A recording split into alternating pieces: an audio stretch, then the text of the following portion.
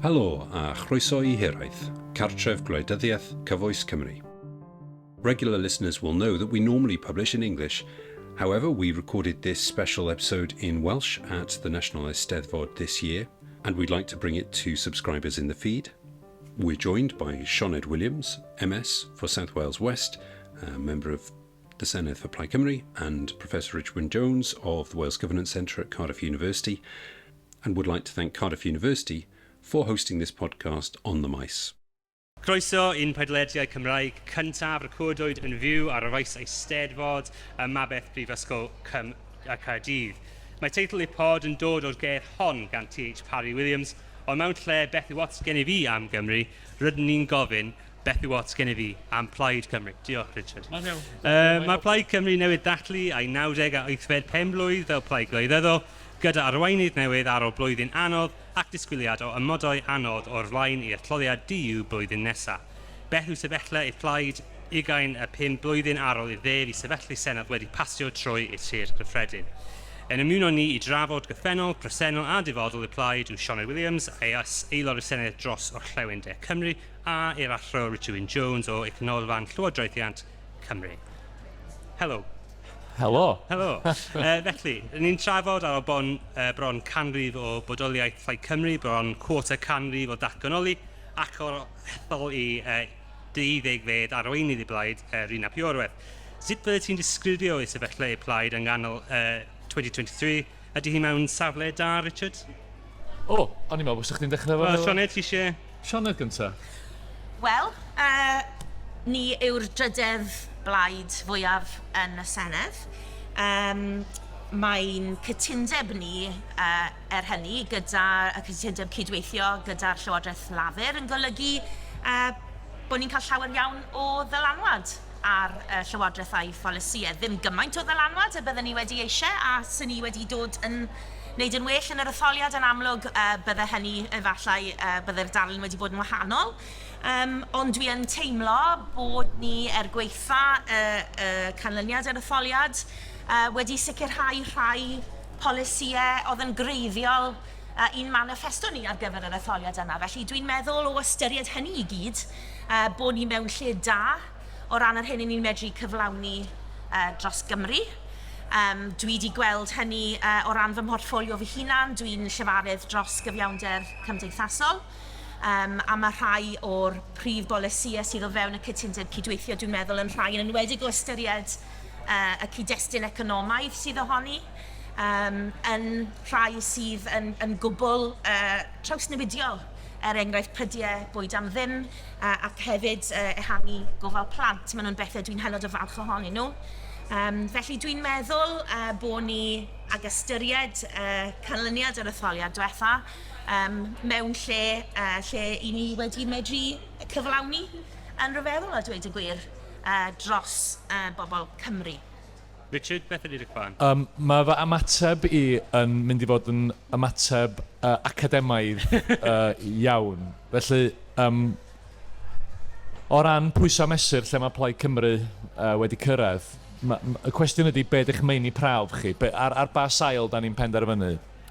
Ac mae yna le I ddadla, ac yn anffodus I Blaid Cymru, oherwydd bod gennym ni wleidyddiaeth democrataidd mor od yng Nghymru. Felly, ddaru'r Blaid Geidwadol ennill etholiad yng Nghymru ddwythan 1859, right? Ac ers hynny, da ni wedi cael cyfnod estynedig o'r rhyddfrydwyr yn Rhedeg Cymru, tan 1922, a wedyn y Blaid Lafur yn ennill pob etholiad, right? Does yna unlle arall yn y byd democrataidd yn debyg I Gymru. Ac felly, dwi'n meddwl bod lot o bobl cefnogwyr Blaid Cymru yn hanesyddol wedi disgwyl tro ni fydd nesa. Felly, y ffordd da ni'n mesur llwyddiant ydy, mae Blaid Cymru mor ddominyddol a mae llafur wedi bod. Wel, di hynna jyst ddim yn digwydd yn y byd democrataidd, right? Felly, yn y byd academaidd, sori fod yn deud hyn eto, mae gennych chi Mae'r llenyddiaeth academaidd yn tueddu awgrymu bod pleidiau yn pwysleisio un o 3 peth. Un ydy syniadau, un ydy polisïau, right? Ydyn nhw'n cael eu polisïau wedi gweithredu. Yr ail ydy, ydyn nhw'n cael swyddi mewn llywodraeth, so swyddi. Wyt ti'n ista fel gwneudog addysg ai peidio ar enghraifft. A'r trydydd yw pleidleisia. Paint o bleidleisia da ni'n ei... Pa mor fawr ydy'r swp o bleidleisia. A be mae'r llenyddiaeth yn awgrymu ydy bod pleidia yn seddu bwysleisio un neu'r llall o'r rhain. Fel arfer, da chi'n gallu gwneud y tri ar yr un pryd, oce? Felly, enghraifft gorau o hyn ydy Blaid Cymru 1 rhwng Llafur a Plaid Cymru yn ôl yn 2007? Ia, nôl yn 2007. Ar y pwynt yna, Plaid Cymru efo dwy opsiwn. Un oedd Blaid yr Enfys, lle fydda Plaid Cymru wedi bod yn cael prif wneidog. Yr opsiwn arall oedd Blaid efo Llafur. Blaid efo Llafur, lle oedd Llafur yn brif wneidog, ond oedd Llafur yn addo ymgyrchu o blaid pleidlais mewn referendum ar fwy o bwera. A ddaru Plaid Cymru benderfynu mynd am polisi, nid swyddi. So dyna'r fath o beth. So, os da ni'n meddwl am Plaid Cymru yn herma'r schema yna, o ran polisi, o ran pleidleisia, o ran pleidleisia, mae Plaid Cymru, dwi'n meddwl, yn bodoli fel rhywbeth rhyw polisi yswiriant i etholwyr Cymru. Os ydy Llafur yn gwneud llanast o bethau, mae Plaid Cymru yna. Achos mae pleidleiswyr Llafur yn licio Plaid Cymru. Right? Mae'r gwerthoedd yn debyg, mae yna lot fawr o dir cyffredin. So, yn etholiadol, ar ôl llwyddiant mawr 1999, siomedig. O ran swyddi, wel, dydy Plaid Cymru ddim yn pwysleisio swyddi ar y cyfan. O ran polisi, dwi'n meddwl bod yna le i ddadlau bod Plaid Cymru wedi bod yn llwyddiannus iawn. Ac eto mae'n dibynnu ar lle da chi'n cychwyn. Plaid Cymru yn cael ei sefydlu 1924-1925, oedd rhan fwyaf o'r syniadau sy'n rwan yn normal yng Nghymru. Dyla ni gael hynna'n lywodraeth, a dyla'r Gymraeg fod yn iaith swyddogol. Oedd y pethau yna'n cael ei styried yn bonkers, right? yn llythrenol bonkers. Dwi'n cofio'n had yn sôn am ganfasio i Plaid Cymru yn Gwalchmai yn Sir Fôn, sy'n bellach yn 75% Plaid Cymru, o bobl yn taflu brics atyn nhw yn dechrau'r 70au. Right? So, yn syniadaethol, mae lot o'r stwff yna rwan yn normal, a mae Llafur wedi mabwysiadu mewn ffordd arbennig lot o'r syniadau yma. So, dwi'n meddwl yn syniadaethol, o ran bod Cymru'n genedl, bod hynny'n cyfri'n rhywbeth. Grandwch chi ar Carwyn Jones yn siarad am hanes Cymru. Grandwch ar Mark Drakeford yn siarad am hanes Cymru. Does na ddim gwahaniaeth rhwng fersiwn Gwynfor Evans yn aros mai. Mae Gwynfor Evans yn meddwl bod y brenin Arthur yn fwy go iawn. Ond y blaw am hynny, mae'r un fath o trajectory, yr un fath o narrative ydy hanes Cymru. Gatho ni'n caethiwog yn y Saeson, da ni rwan wedi cael yn Senedd yn hun, da ni'n camu ymlaen yn hyderus fel cenedl. Dyna be mae Llafur yn dweud rwan. Oedd hwnna'n cael ei ystyried yn nuts yn 1924. Ti'n siarad am 1999, a os chi'n edrych ar y ganlyniau Senedd i'r Alban yn 1999, yn cymharu y cynghadledd yn Gymru, byddwch chi'n disgwyl bod Plaid, nid yr SNP, oedd wedi dod i Blaid o fwyaf ei genedl.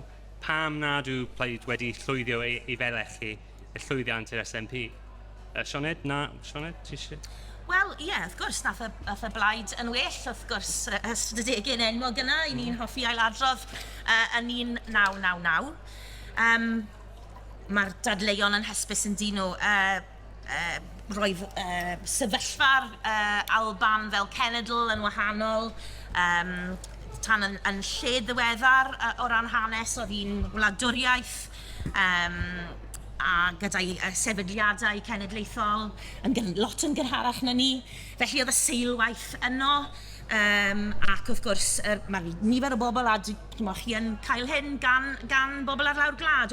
Maen nhw'n neud yn dda, achos yw'r holl ieithyddol ddim yna, y problem yr iaith. A weithiau, pan ni'n clywed gan aelodau a rhai sy'n ymgynghori yr SNP, maen nhw'n codi hyn gyda Plaid Cymru. O'ch chi'n modd problem yr iaith ac yn siarad am ein defnydd o'n henw ar ein logos ac yn y blaen ac ar ein deunydd etholiadol. So rhaid i fe fod yn ddieithog. Dwi ddim yn meddwl, wi yn credu bod chi'n gallu falle neud gormod o'r gwahaniaethau yna. A fel yn gweud, wnaethon ni berfformio'n well yn 99, oedd hi'n etholiad neilltuol. Ond dwi yn meddwl bod yr iaith yn rhywbeth sy'n rhoi sylwedd i'n cenedlaetholdeb ni ar fath o genedlaetholdeb mae Plaid Cymru yn arddel yng Nghymru. Os ych chi'n edrych ar mudiadau cenedlaethol yn Ewrop. Mae'r iaith yn rhywbeth sy'n gallu bod yn greiddiol i'r mudiadau hynny. Mae gwleidyddiaeth cymdeithas yr iaith wedi bod yn rhywbeth sydd wedi yn hanesyddol. Ni'n gwybod taw trwy gymdeithas yr iaith daeth Wood at Blaid Cymru. Mae'r elfen radicalaidd yna, yr elfen o wleidyddiaeth ar y chwith, yr elfen sosialaidd sydd ymhlug yng ngwleidyddiaeth iaith yng Nghymru yn rhywbeth dwi'n meddwl sy'n rhoi sylwedd am un mudiad ni. Felly dwi ddim yn meddwl bod angen i ni boeni am hynny. Dwi'n meddwl bod e'n rhywbeth sy'n fantais i ni. Ond yn amlwg o ran ein dominyddiaeth llafur yn dyfe wedi bod yn broblem. A'r pethau wedi bod lot fwy cymysg o ran yn hanes diweddar yr Alban, hanes etholiadol yr Alban. Dwi'n gwybod bydd Richard yn gwybod lot mwy am hynny na fi. Ond mae'r dominyddiaeth hanesyddol hollol neilltuol sydd wedi bod yng Nghymru o ran goruchafgaeth llafur yn rhywbeth sydd yn anodd i newid. So ydy'r wahaniaeth rhwng llafur yr Alban a llafur Cymru yn wneud y gweinyddiaeth? Dwi'n meddwl, mae gan ei perspektif chydig yn wahanol i Sioned ar hyn, nid bod fi'n anghytuno hefo'r rhai o'r pwyntiau, ond pan mae gen ti blaid dominyddol sydd wedi ennill pob etholiad ys canrif, nhw sy'n creu'r tywydd os lici di am wleidyddol. Ac y peth mwyaf allweddol o ran deall beth ddigwyddodd ar ôl 99 ydy bod llafur yng Nghymru wedi dysgu gwers, wedi dweud, da ni byth, a mae o'n ei dogfennau nhw, mae o'n y dogfennau, da ni byth yn mynd i adael i Blaid Cymru allu hawlio baner Cymru mewn etholiad eto, right? Da ni ddim yn mynd i adael nhw'n wneud hynny, byth eto. So da ni'n cael ailansio llafur fel llafur Cymraeg. Term dwi'n meddwl ddaru Dafydd Wigley oedd y cyntaf i ddefnyddio hynny, achos dwi'n cofio Dafydd Wigley yn dweud mewn araith yn cynadledd Plaid Cymru 98 neu 99 am Ron Davies. Ron Davies isn't old Labour, he's not new Labour, he's Welsh Labour. A dyna'r tro cyntaf i fi glywed Welsh Labour yn cael ei ddefnyddio gan unrhyw wleidydd yng Nghymru yn y ffordd yna. Ond beth bynnag, so yn yr Alban mi ddaru llafur benderfynu bod i'w canlyniad llwyddiannus nhw yn 99 yn golygu bod ddim rhaid newid dim byd, ac oedd Gordon Brown, lot o Albanwyr amlwg yn Llywodraeth Tony Blair, oedd beirniadu Llywodraeth Tony Blair yn amhosibl i Lywodraeth yr Alban. Oedd o'n cael ei weld pan da ni'n tanseilio Gordon Brown, da ni'n tanseilio Robin Cook. Felly, a beth sydd wedi digwydd ydy mae pobl sy'n teimlo hunaniaeth, mae gen ni erthygl allan ar hyn, newydd o allan, okay? Mae bobl sy'n teimlo yn Albanaidd wedi stopio pleidleisio ar Blaid Lafur. Mae bobl sy'n teimlo yn Gymru dal i bleidleisio i lafur, okay? So mae hwnna'n un peth, mae hwnna'n rhan ohono fo. Dwi hefyd yn meddwl, rhywbeth sydd syniad yn fy mhen ydy hyn, felly dwi sy'n rhannu efo chi gyntaf, falle bod o'n sbwriel. Ond un o'r pethau sy'n taro fi, a mae hwn falle yn berthnasol i ti, Matt, fel rwy'n sydd efo cysylltiadau mor agos ar Blaid Lafur, ydy dwi'n meddwl bod activism aelodau Plaid Cymru o natur gwahanol i activism enghraifft y Blaid Lafur. Mae lot fawr aelodau Plaid Cymru yn aelodau o ryw gor lleol, ma' nhw'n neud lot fawr o bethau Cymraeg mewn cymunedau, ma' nhw'n neud lot fawr o... Mae activist llafur, dwi'n nabod cryn dipyn o activist llafur bellach, a ma' nhw'n teddu bod yn obsessed. I'r gradda, ma' nhw'n symud i fyw i lefydd lle mae cymeriad y blaid lafur etholaethol yn fwy tebyg iddyn nhw. Ma' nhw'n dewis, da ni'n clywed am bobl yn dewis lle fyw o ran dalgylch ysgol, right? Mae yna bobl llafur yn dewis lle fyw o ran dalgylch Constituency Labour Party. Mae o'n bonkers, ond mae hefyd yn wir, right? Felly, iddyn nhw mae Plaid Cymru a mynd i weld pêl-droed, wel, Cymru'n chwarae pêl-droed, a mae yna rhyw gyntiniwm o bethau Cymreig, ti'n bod? Yma hyd ar y car, Rallies Yes Cymru. A dwi'n meddwl bod, erbyn rwan, mae trefniadaeth llafur lot mwy proffesiynol na Plaid Cymru, lot mwy proffesiynol. Maen nhw'n gwybod lot mwy am yr etholwyr yng Nghymru, maen nhw'n gweithio'n galetach, a di Plaid Cymru byth yn licio fi'n dweud hyn, ond mae'n llythrenol wir. Di Plaid Cymru ddim yn gweithio mor galad i ddeall beth sy'n mynd ymlaen etholiadol a llafur. Mae jyst yn ffaith. Mae data llafur am beth sy'n mynd ymlaen lot gwell. Mae i'w chwilfrydedd nhw, a dyna'r peth i fi sy'n anfeddeuol, maen nhw'n fwy chwilfrydig ynglyn â beth sy'n mynd ymlaen, right? So dwi'n meddwl bod na rhywbeth ynglyn â y math o bobl, dwi'n meddwl bwrw sen, dwi ddim yn beirniadu o gwbl, ond dwi'n meddwl bod yna rhywbeth ynglyn â y math o activism sydd ddim yn bodoli ym Mhlaid Cymru ar y cyfan. Mae yna eithriadau, mae yna rhai nhw'n eistedd yn y stafell yma ac yn gwgu arna fi, ond dwi'n meddwl yn gyffredinol, dwi'n meddwl bod hynny'n wir hefyd. Ni wedi siarad am Blaid Lafur yn ddigon am nawr. Mynd yn ôl i Blaid Cymru. So, ble ti'n meddwl i'r calon o Blaid Cymru cyfwys nawr? Pa fath o plaid yw Blaid Cymru? Ydy hi'n plaid o asgell canol go iawn? Ydy nationalist dar yn label dar ar gyfer y plaid? Be ti'n meddwl? Ydy yn sicr, achos y prosiect cenedlaethol yw hanfod ein plaid. Dyna y brif wahaniaeth, fyddwn ni'n gweud, rhwng ni yn amlwg ar pleidiau unoliaethol. I ni'n gweld dyfodol Cymru mewn ffram wahanol. A yn aml iawn, fel o'n i'n gweud, fy morffolio yw cyfiawnder cymdeithasol, dwi'n cysgodi Jane Het.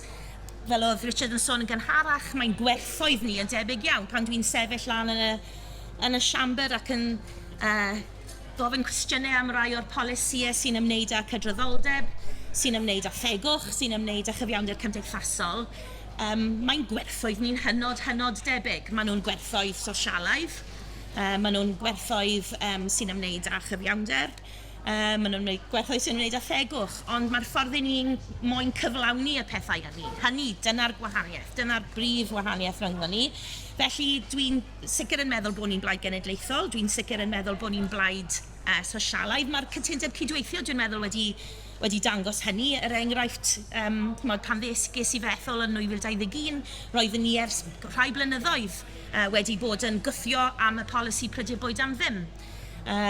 A oedd yr ymatebion oeddwn ni'n cael gan weinidogion llafur yn gosyfdanol y gweud y gwir o ystyried i gwerthoedd honedig sosialaidd.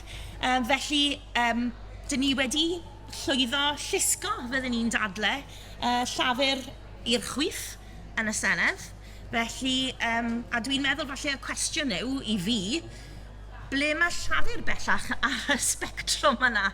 Achos dwi ddim yn hollol glir o wedig o ystyried rhai o ddatganiadau sy'n Keir Starmer yn ddiweddar.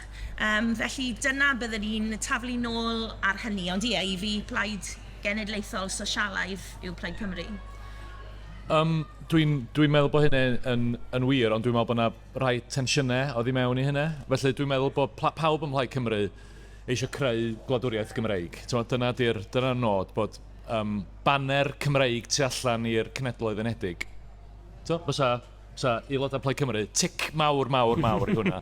Hyd yn oed pan oedd Plaid Cymru'n amwys ynglyn â defnyddio'r gair annibyniaeth, oedd cael banner Cymru tu allan i'r cyngres y cenhedloedd fel oedd o'n y cyfnod rhwng yr ail ryfel byd, rhwng y ddau ryfel byd, neu ers 1945 y UN. Mae hwnna wastad yn freuddwyd, a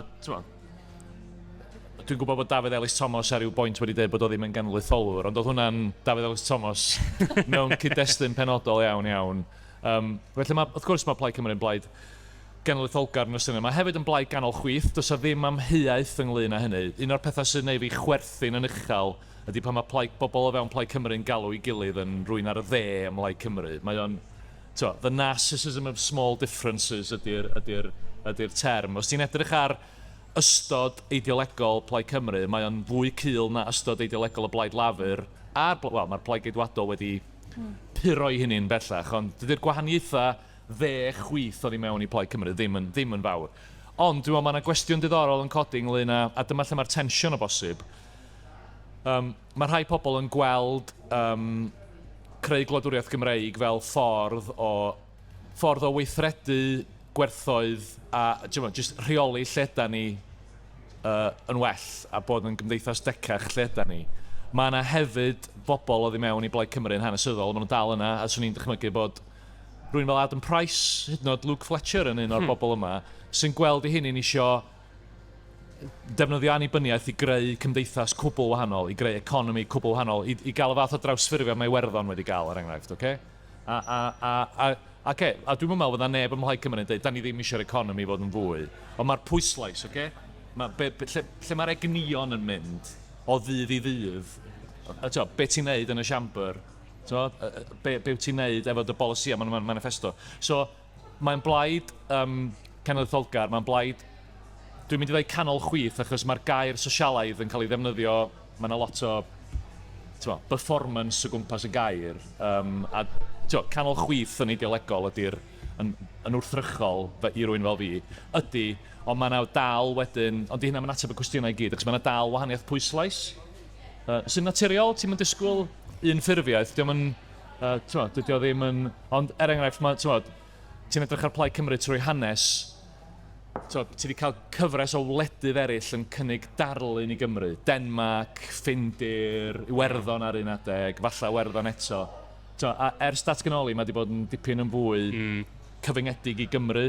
Da ni'n fwy adain chwith na llafur, da ni eisiau gwneud y pethau di llafur, mae llafur yn rhagrithiol, etc. Sydd o bosib yn wir, dwi'n mynd wneud y pwynt, ond be ti'n bwysleisio di'r cwestiwn ynddo? Fi newydd bod ar yngwyliau yn y Barcelona, ac wrth gwrs yn fyna, llywodraeth sydd wedi rheoli gan genedlaetholwyr, ond mae gyda chi fwy nag un plaid genedlaethol. Mae gyda chi ysgwera sydd ar y chwith, mae gyda chi ionta sydd ar y dde. Yng Nghymru, wrth gwrs, mae gyda ni'n blaid genedlaethol. Felly, yn amlwg, mae'r tensiynau yna yn mynd i godi o ran y dde gymharol ar y chwith, neu'r canol chwith. Felly, mae hynny'n bwnd o ddigwydd na beth dwi'n trial gweud. A fel yn gweud, dwi'n meddwl bod y gwahaniaethau, dwi'n meddwl bod ein hindod ni o fewn ein gweledigaeth ni ar gyfer Cymru, a'r fath o Gymru i ni eisiau gweld, nid annibyniaeth mwyn i hun, yn rhywbeth sydd yn un o pobl ar draws y blaid. So, ni'n siarad am annibyniaeth. Dych chi'n meddwl bod wnaeth Blaid Cymru siarad am annibyniaeth gormod yn enilliad diwetha, a hefyd dych chi'n meddwl bod Blaid Cymru yn barod, pobl Cymru yn barod am ymgyrch annibyniaeth a'r trafodaeth am annibyniaeth? Wel, annibyniaeth, fel o'n i jyst yn sôn, yw ein USP, fel maen nhw'n dweud, yn dyfa. Mae'n rhywbeth sy'n gwahaniaethu ni. Fel o'n i'n sôn yn gynharach, mae rhai o'n gwerthoedd ni yn gallu bod yn debyg iawn i rai llafur. Wnaethon nhw wneud yr ymdrech yna i gael yr cleared water ar ôl 99. Dyn ni angen ein siŵr bod gyda ni'r clear green water. Bod angen i ni ddangos beth sy'n wahanol ynddo ni. A mae e'n codi dro ar ôl tro. Mi oeddwn ni'n siarad mewn digwyddiad Pink News yn ddiweddar yn y Senedd, lle oeddwn ni'n siarad am y cynllun gweithredu LHDTC+. Dyhead Llywodraeth Cymru yw creu y genedl fwyaf LHDTC+ gyfeillgar yn Ewrop. Ond, heb fod gyda ni'r grymoedd i fedru wneud hynny, mae cydraddoldeb, fel i ni wedi gweld sydd wedi digwydd yn achos yr Alban, heb i ddatganoli.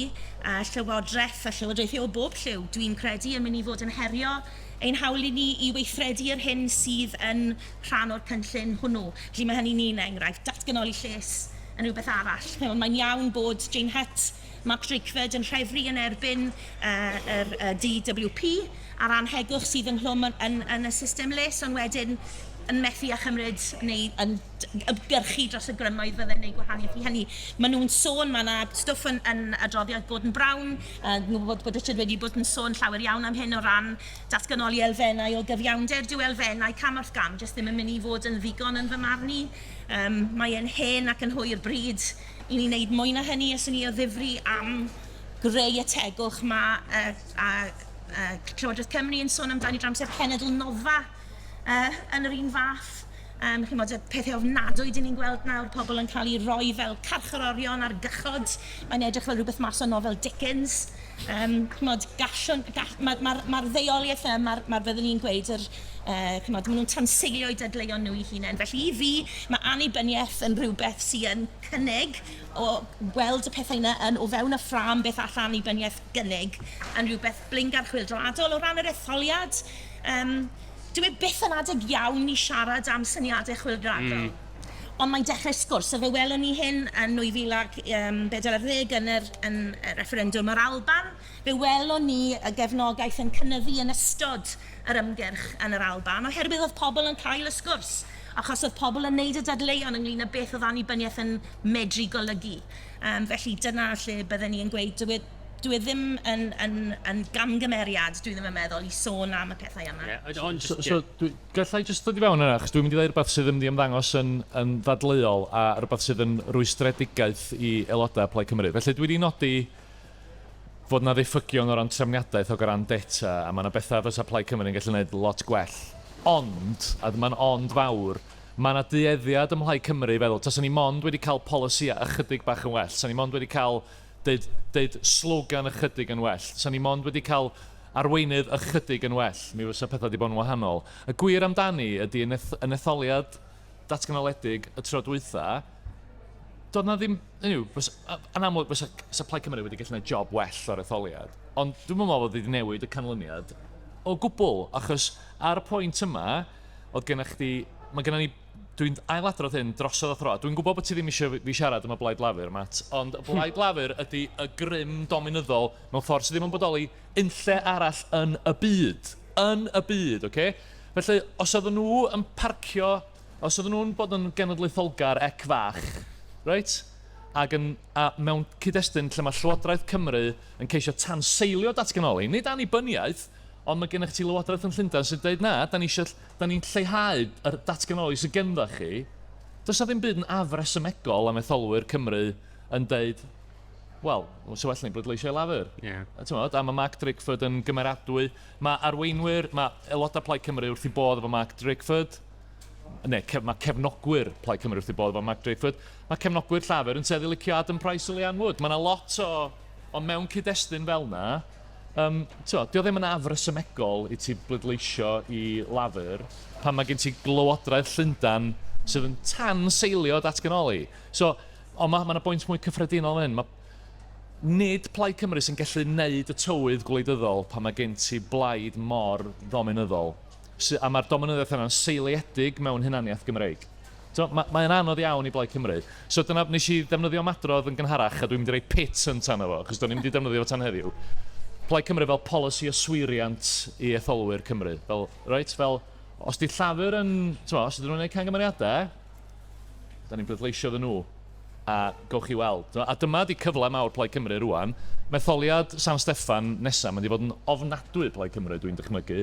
Yn enwedig rwan bod rhywun ddim yn sefyll yn Ynys Môn, mae hwnna'n, mae'n edrych yn galed iawn. Mi allai etholiad 2026, os oes gen ti Sir Keir Starmer yn rhedeg Llywodraeth adain dde llugoer iawn am ddatganoli, os oes gen ti, Fawn Gethin o bosib, a bod gen ti amharodrwydd yng Nghymru i wahaniaethu'r brand llafur Cymru oddi wrth Keir Starmer, mae gen etholwyr Cymru opsiwn arall. Maen nhw'n licio Plaid Cymru. Dyn nhw'n pleidleisio Plaid Cymru, a mae hwnna'n un o'r problemau sgen Plaid Cymru. Ond mae'r hyd yn oed yn 2010. Oedd data ni ynglyn â pa mor bobl... Mae pobl Plaid Cymru wedi perswadio hynny'n bod yn rhan o glymblaid efo llafur wedi bod yn disaster Cymru'n un. Dwi'n just ddim yn wir. Oedd data oedd genna ni ar agwedd etholwyr Cymru tuag at Plaid Cymru yn 2010 yn positif iawn, oedd nhw just ddim eisiau pleidleisio Plaid Cymru. Ond oedd bod mewn llywodraeth ddim wedi gwneud unrhyw drwg i'r gwrthwyneb. Ti ddim yn gwneud y tywydd pan mae gen ti'r bwystfil mawr yma, yr horwth Beth i fod yn dafodieithol yma, yr horwth mawr yma, y Blaid Lafur Gymreig. Ti'n gwybod beth i horwth yna? Na i ddeitha ti wedyn. Ond beth bynnag, felly mae o'n anodd i Blaid Cymru, achos maen nhw eisiau meddwl, wel, sa'n ni mond yn cael rhyw tweak bach i'r polisi, siarad mwy neu llai am annibyniaeth, bod yn fwy adain chwith, bod yn llai adain chwith. Mae rhaid wrth gwrs sôn hefyd am y cyfryngau yn y fan hyn, yn dos e. Mae'n hen stori democratic deficit. Mae yn beth real iawn. Ac yn amlwg pan fo na, ni wedi cael cwpl o etholiadau Prydeinig yn ddiweddar lle oedd y tywydd go iawn yn cael ei wneud gan wleidyddiaeth. Senedd San Steffan. Oedd nhw'n bethau, personoliaeth Boris Johnson, oedd hi'n anodd iawn, rhywun oedd yn cnocio drysau, oedd hi'n anodd iawn bod pobl yn hyd yn oed yn deall ac yn clywed am y cyd-destun Cymreig. a'r polisïau. Felly, dwi'n falch iawn eto yn sgil y cytundeb cydweithio, bod ni yn nawr yn edrych ar y syniad o gael awdurdod darlledu cysgodol i Gymru. Dwi'n meddwl bod hynny'n holl bwysig mwyn cael nid yn unig mwy o lwyddiant, gobeithio, i Blaid Cymru a'r prosiect cenedlaethol yn fwy eang na hynny, bod pobl yn deall beth yw goblygiadau i'w pleidleisio nhw. Ond hefyd, wrth gwrs, bod ni yn bod democratiaeth ni'n fwy iach, a bod ni falle yn gallu symud at model sy'n chydig bach llai anarferol yn Ewrop. Wel, da ni wedi cael canrif a hanner o sy'n, so dwi'n mynd dal yn wynt, ynde? Pan ni'n siarad am Cystama, fydd prif weinidog Cystama yn rhyw deg yn newyddion da i Plaid Cymru na ddrwg? Dwi'n meddwl bydd. Dyn ni yn hanesyddol fel Plaid yn neud yn well pan fo llafur mewn grym yn San Steffan, achos mae'r hyn i ni'n gweld yn y bob dydd yn y Senedd, ac yn hollol iawn, wrth gwrs, y taflu bai ar y Llywodraeth Ofnadwy Gydwadol sydd gyda ni ar hyn o bryd, yn mynd i fod yn fwy anodd. Pan fo Sir Keir Starmer ddim yn fodlon rhoi y ddewyd i rhoi yr arian sy'n ddyledus i Gymru o ran HS2, enghraifft, ydw e'n mynd i rando ar y dadleuon croch a'r gefnogaeth sydd yna gan Lafur Cymru i ddatganoli stad y goron.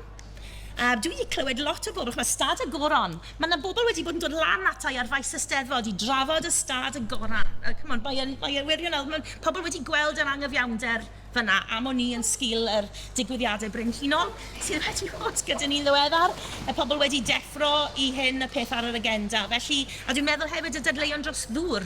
Pobl yn teimlo'n oherwydd yr argyfwng costau byw tlodi dŵr. Dwi'n cael lot o waith achos ynglyn â dyledion dŵr, ac ni'n wrth gwrs wedi gweld gymaint o bobl yn sôn am lygredd a'r poeni am hynny. Y Llywodraeth Cymru a Dŵr Cymru yn gweud, wel, chymod, mwyn mynd i'r afel yr hyn, mae'n mynd i gostio lot fawr o arian. I ni'n gwybod bod gan Lywodraeth Cymru a Dafydd Wigley, Lysafyr Roberts yn sôn am hyn yn gynharach ar y maes yr wythnos hon, bod gan Lywodraeth Cymru y grym danddedd Cymru 2017 i fedru gael y pwerau sydd ei hangen dros sicrhau bod Dŵr Cymru yn cael pris teg a chyfiawn ar gyfer y dŵr i ni'n darparu i Loegr, a bydde'r hyn, y miliynau bydde'n gallu dod yn sgil hyn falle yn gallu mynd rhywfaint o'r ffordd at leihau biliau dŵr. Mae'n cyda ni'r biliau dŵr uchaf, rhai o'r uchaf yn y Deyrnas Gyfunol, a mynd i'r afel ar broblem llygredd sydd yn bwynt mae nifer o bobl yn codi ar y stepyn drws. So, un o'r pethau, just ar gefn hynny, dwi'n neud lot o, fydd rhain chi'n gwybod, dwi'n neud lot o waith arolygon barn, yn cymharu'r barn yng Nghymru, yr Alban, Lloegr a Gogledd Iwerddon, hefo Ilse Henderson yn fyny Nghaeredin. Ac un o'r pethau sydd yn drawiadol iawn ydy, mae pawb yn meddwl bod nhw'n cael cam, reit? Mae pawb yn meddwl bod nhw ddim yn cael eu trin yn deg. Ond mae o'n gryfach yng Nghymru na unlle arall o lot. Right? A mae hwnna'n rhywbeth, ddim jyst cefnogwyr Plaid Cymru sy'n meddwl bod Cymru ddim yn cael ei drin yn deg, cefnogwyr llafur, a hyd yn oed rhai ceidwadwyr, okay?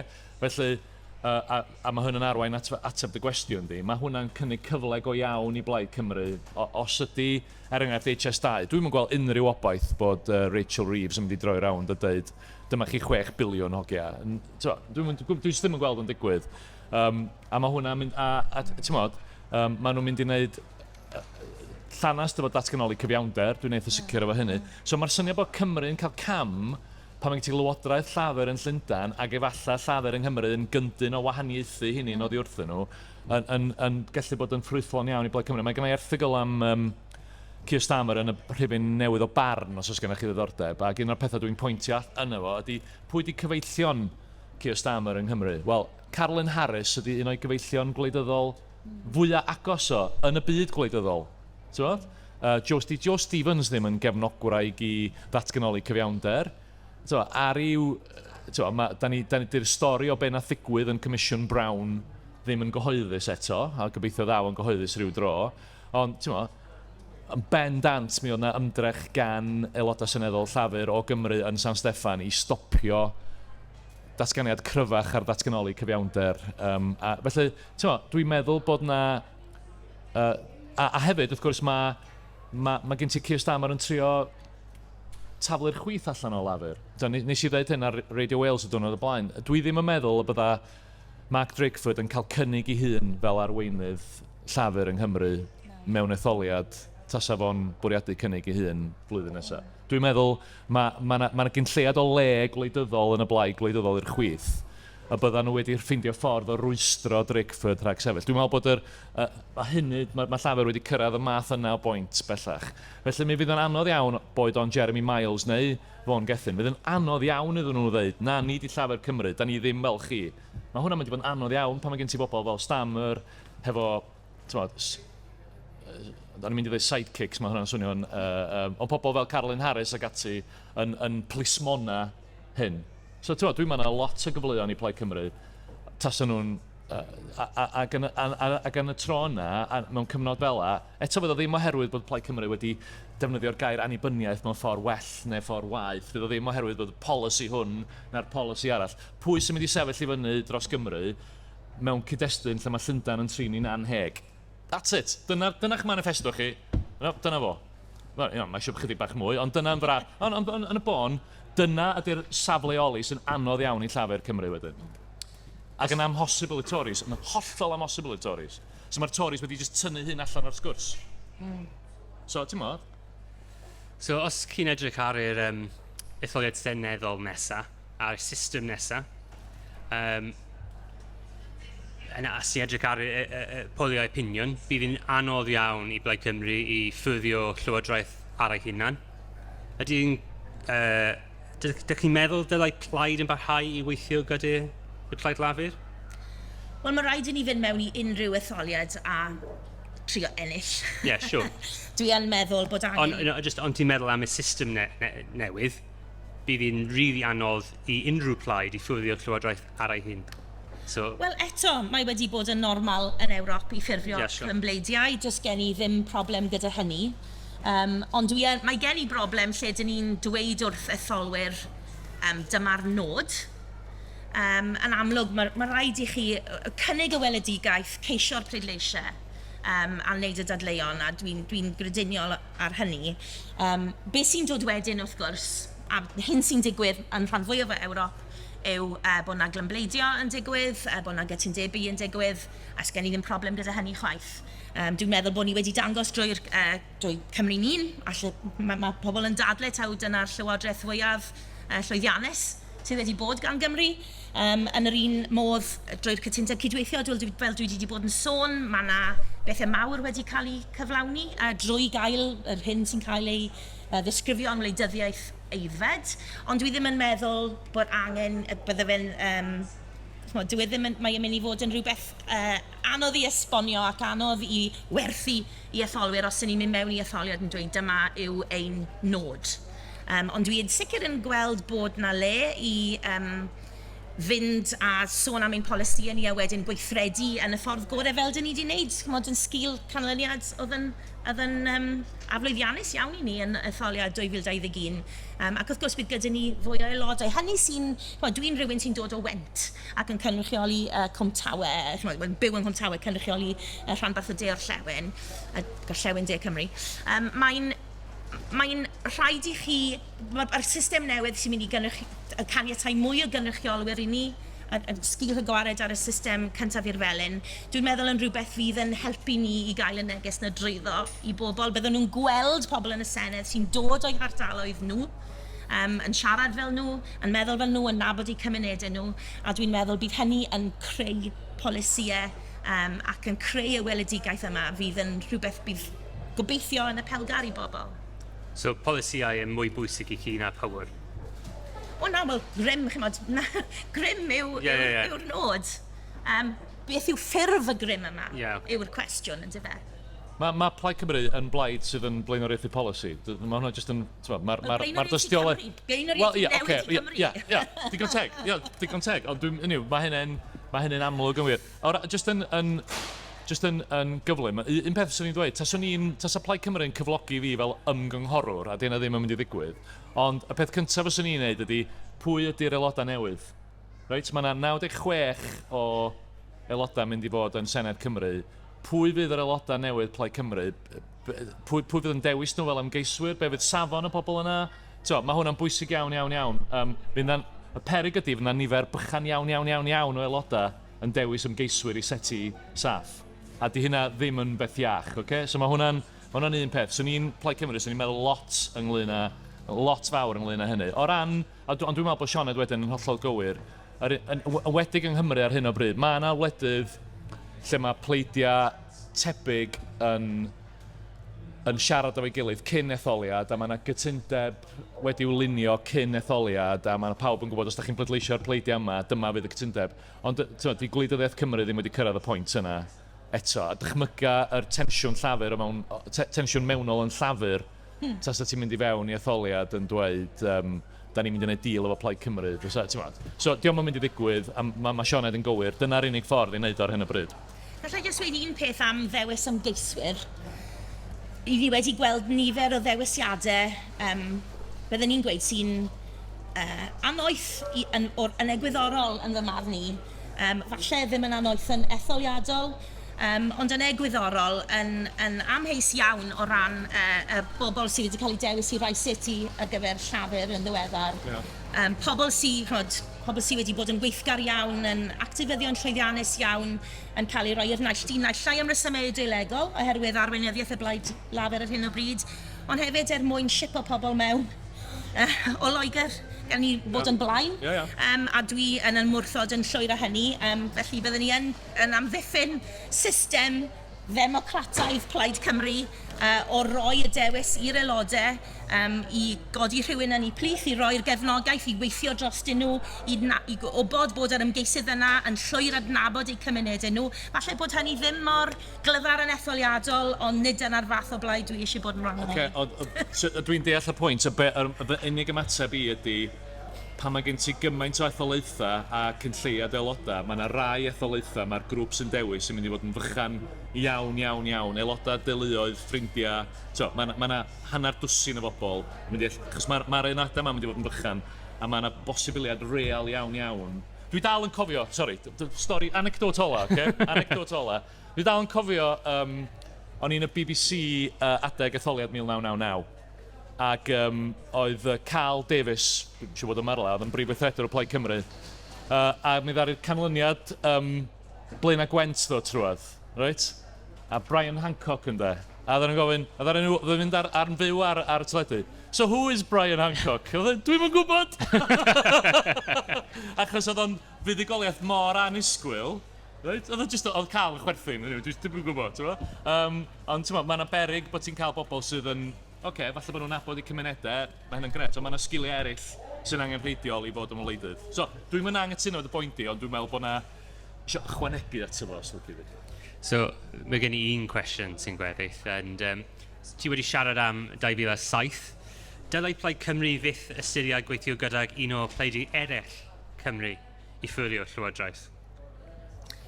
Wel, mae'n dibynnu pwy yw'r pleidi. So yn amlwg fydde mae Plaid Cymru wedi ymwrthod ar blaid geidwadol, a bydde ni ddim eisiau bod yn rhan o blaid fydde yn gweithio gyda'r blaid geidwadol. Mae ein harweinyddion ni wedi datgan hynny'n glir dros y blynydde, a dwi'n meddwl bydd hynny'n parhau. Felly, bydde ni ddim sy'n y bosibilrwydd falle o weithio gyda rhai pleidiau unoliaethol eraill sy'n bleidiau blaengar a sy'n rhannu ein gwerthoedd. Bydde dim problem gen i weithio gyda nhw, pwy bynnag un nhw, ond nid gyda'r blaid geidwadol rhannu, ar hyn o bryd dwi'n meddwl dyna yw safbwynt y blaid.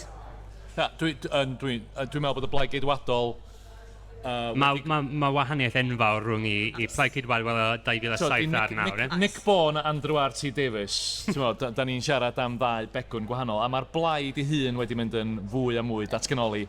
Mae'r rhan fwy o'r aelodau hynny oedd yn fwy cydymdeimladol a datganoli wedi gadael. Mae o'n blaid canlytholgar engl Brydeinig, adain dde iawn wan. So dwi'n gweld unrhyw... Does ddim hyd yn oed sgwrs i gael yn y Blaid Cymru yn gwneud unrhyw drefniant yma nhw. Ond i bai bod yna newid oedd i mewn i'r Blaid Geidwadol sy'n anhebygol. Fy nisgwyliad i gyda llaw ydy wneud y Blaid Geidwadol fynd yn fwyd gwrth datganoli cyn wneud i fynd yn mwy... cyn iddi gallio. Dwi'n meddwl bod ni wedi gweld eithafiaeth gwrth datganoli'r Ceidwadwyr i gyd eto. Mae rhai o'r datganiadau sydd wedi bod ar gyfrifon cyfryngau cymdeithasol, rhai o'r aelodau yn y Senedd yn y Blaid Geidwadol, a ni wedi gweld yn ddiweddar gyda'r pamffled yna gan yr ysgrifennydd gwladol o bawb. yn hollol groes i'n gwerthoedd ni fel plaid. Felly, maen nhw'n chwilio am bleidleisiau mewn mannau, mewn ffordd gwbl gywilyddus yn fy marn i, ac yn chwarae cardiau peryglus iawn o ran creu rhaniadau a chysineb o fewn cymdeithas. So we'll take that as a no. Diolch i chi dau, diolch i pawb sydd wedi dod yma i gwrando arno ni. Os ti eisiau dilyn ni a cyfryngau cymdeithasol, ti'n gallu ffindio ni at hiraeth pod, yna i mynd a'n wefan. A diolch hefyd i Prifysgol Caerdydd am y space. So diolch pawb. Diolch yn fawr.